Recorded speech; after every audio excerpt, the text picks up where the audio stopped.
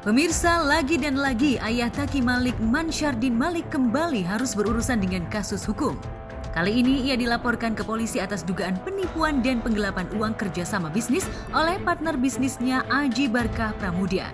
Kerugian yang dialami Aji Barkah mencapai 2 miliar rupiah lantaran hasil bisnis tersebut tidak dibayarkan selama 1 tahun oleh Mansyardin Malik.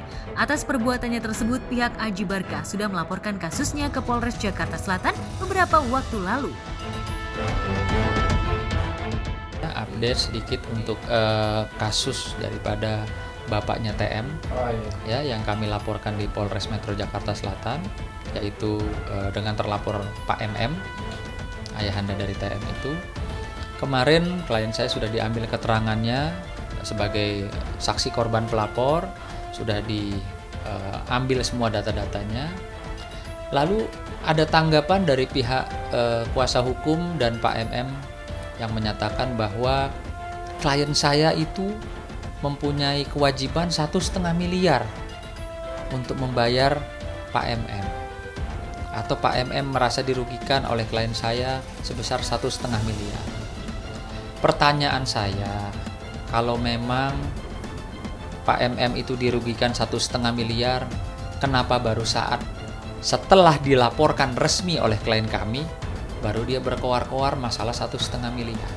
Kerugian 1,5 miliar, tapi yang mau dilaporkan bukan persoalan itu. Yang mau dilaporkan adalah pencemaran nama baik.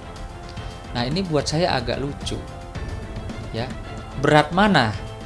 Ya, kerugian 1,5 miliar dengan uang segitu banyak, sama yang namanya pencemaran nama baik. Sementara itu, versi lain diungkap pihak Mansyardin Malik dan kuasa hukumnya.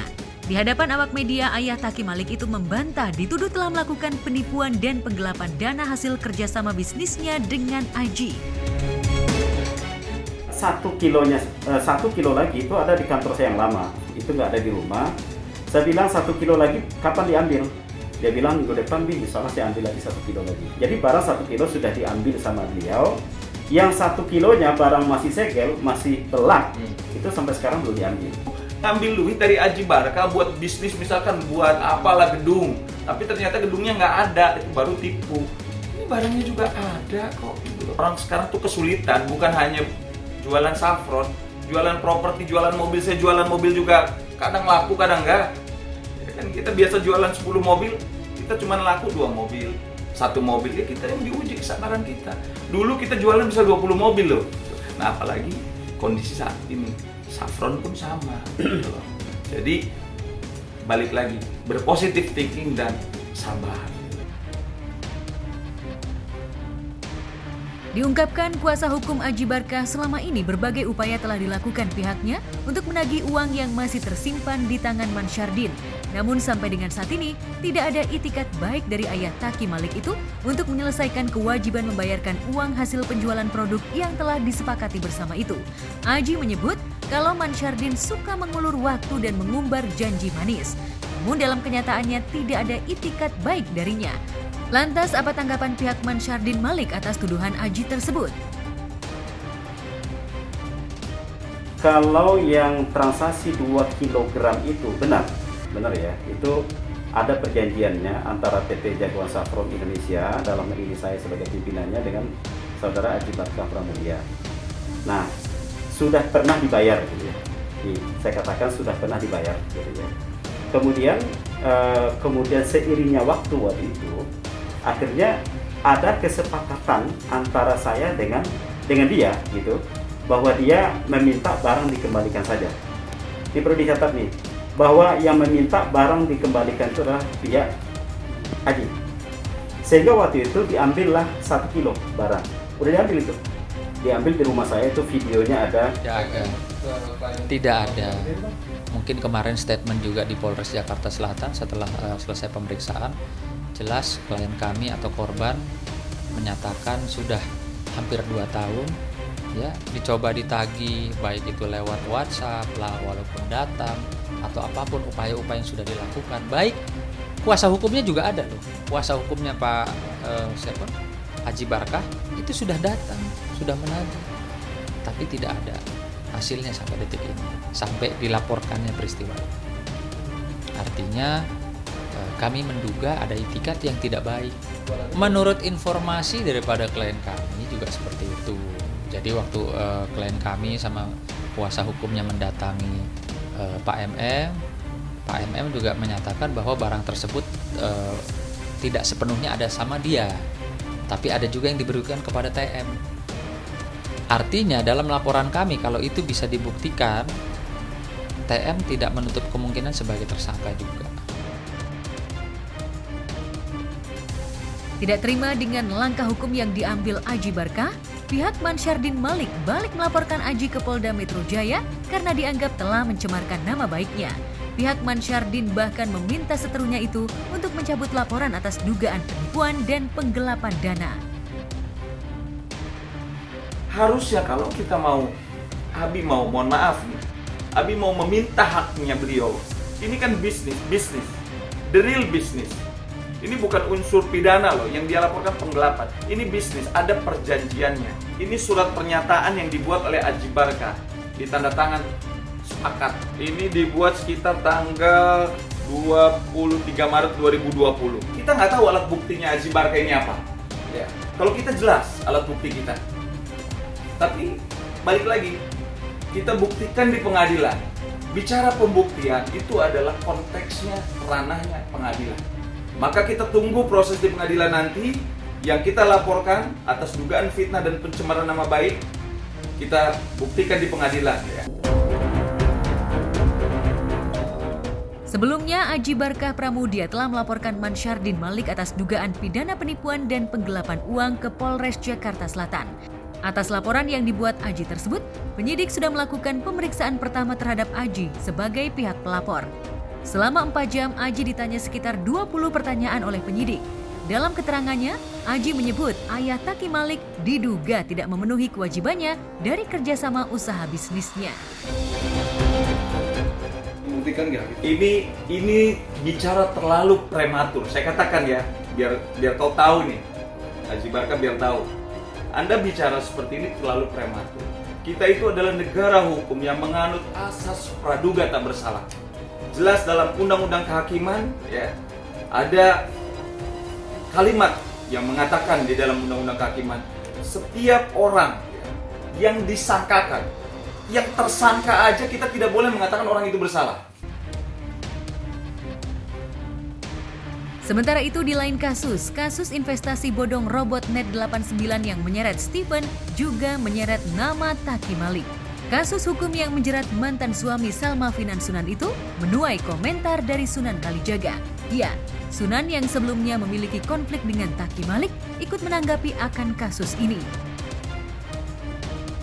Sangat sedih, ya, sangat saya sayangkan. Saya mendapat info bahwa dari salah satu orang yang dipanggil ke Bareskrim itu, ya, yang menerima uang diduga hasil kejahatan atau uang haram itu, lalu katanya oleh orang tersebut untuk membangun, ya, rumah ibadah atau untuk membangun katanya tempat tahfiz Quran, ya. Setelah kemarin dipanggil di Bareskrim, pastilah dia sudah tahu bahwa uang yang diberikan sejumlah ratusan juta itu kepada dia, yang katanya itu uang tersebut disalurkan untuk membangun sesuatu tempat yang baik, ya seyogyanya.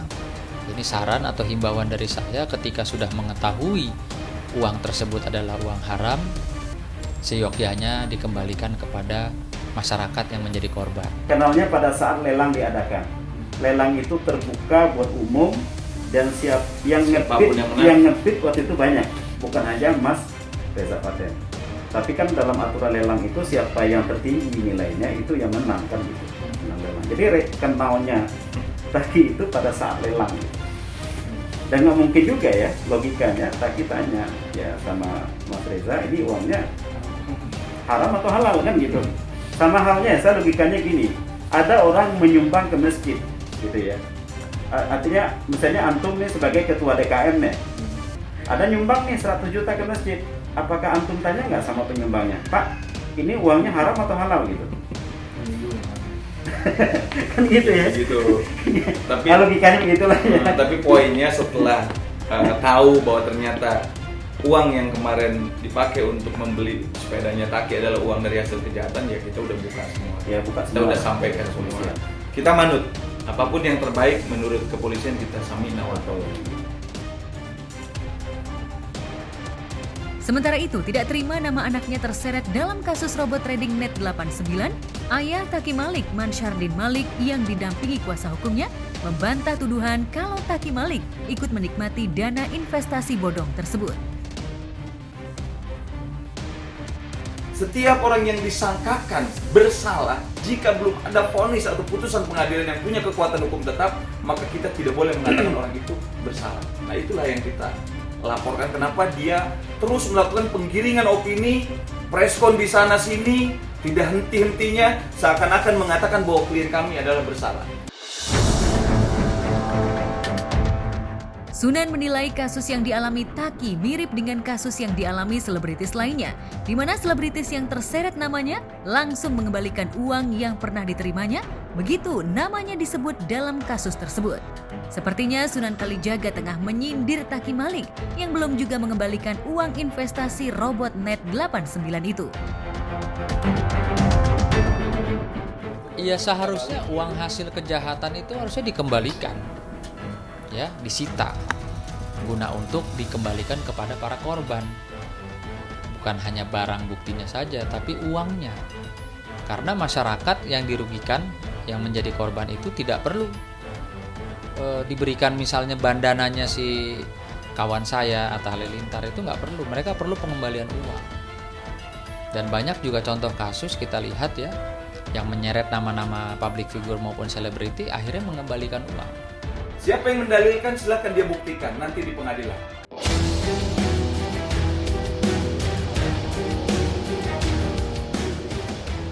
Beralih ke kasus hukum lainnya, sementara itu Angel Elga kembali mangkir dari panggilan penyidik Polres Jakarta Selatan atas laporan mantan kuasa hukumnya Deolipa Yumara dalam kasus dugaan penipuan dan penggelapan uang. Ya, mantan istri Vicky Prasetyo itu diduga melakukan penipuan kepada Deolipa yang nilainya mencapai miliaran rupiah. Status proses hukumnya sudah naik ke penyidikan. Ya, kalau pemanggilan kedua sudah dilaksanakan di Angel Elga ya, tapi nggak datang dan nggak ada kabar juga. Biasanya orang dipanggil kedua tuh ngasih kabar tuh, entah sakit, entah izin, entah keluar negeri, entah kemudian keselak, gitu kan. Nah, tapi ini nggak ada kabar sama sekali, sehingga kemarin sih udah gelar perkara dan memang proses naik ke tingkat penyidikan. Proses admin jalan, abis itu sudah mindik ya, atasnya penyidikan, udah baru dipanggil lagi dia, gitu. Kalau memang dia patut diduga memang melakukan, ya timbullah SPDP. SPDP ini kiriman surat ke kejaksaan, gitu. Harapannya sih dia datang nih, pasti wilayah penyidikan ya. Kalau nggak datang ya bagaimana ya, sayang sekali ya. Deolipa berharap Angel agar kooperatif dan taat akan hukum agar memudahkan penyidik untuk memproses pemeriksaannya. Namun Deolipa tak tutup kemungkinan untuk membuka jalur perdamaian jika Angel mampu mengembalikan uang yang sudah diberikan untuk pembuatan video klip. Dan sampai saat ini Angel Elga masih bungkam 1000 bahasa terkait kasus yang disangkakan tersebut. Lantas, akankah Angel akan ditetapkan sebagai tersangka? Permintaan khusus, begini, Angel itu waktu mengadakan pembelian barang-barang itu yang katanya mahal-mahal itu kan memang tujuannya adalah untuk kepentingan syuting video klip ya. Jadi macam-macam barang-barang itu memang kepentingannya adalah untuk bikin video klip sebenarnya sih, bukan untuk apa-apa ya. Termasuk tas hermes itu sebenarnya untuk salah satu agenda dari pekerjaan kita bikin video klip, dan memang itu diberikan kepada Mbak Angel itu sebenarnya ya sebagai titipan aja lah ya kan. Anda beli karena dia minta acara gimmick kan, harus ada tas ini, harus ada koper ini, harus ada gelang ini, macam-macam kan. Terus harus ada bayar ke sini, bayar sini ya. Kita sudah ya oke lah kan begitu kan. Nah, cuman ketika ini selesai seharusnya otomatis dia barang-barang yang untuk kepentingan klip, foto, kemudian kamera, kemudian laptop, kemudian macam-macam lah itu, koper segala macam mahal-mahal itu ya dikembalikan sebenarnya. tapi ini kan dia menghilang. Nah, sebagai manusia yang baik, kita menerima kalau ada restoratif justice. Ya, ini yang namanya win-win solution kan, supaya nama baik semua terjaga, kepentingan berjalan lancar, timbul keselarasan sebagai antar manusia, hubungan sosial berjalan baik. Itu yang diharapkan kan. Karena sebenarnya hukum ini nggak serta-merta menghukum. Ada hukum itu untuk melatih orang sadar kembali tentang dirinya sebagai manusia yang berjiwa makhluk sosial kan begitu. Itu dia. Kadang hukum begitu. Restoratif justice tujuannya itu supaya nanti keadilan terasa, damai-damai di hati, damai di bumi kan. Persoalannya kalau memang nggak ada nongol sama sekali itu ya jadi persoalan. Kita juga nggak bisa ngapa-ngapain kalau hukumnya berjalan lurus saja. Ya berisiko buat Mbak Angel sebenarnya, berisiko sekali.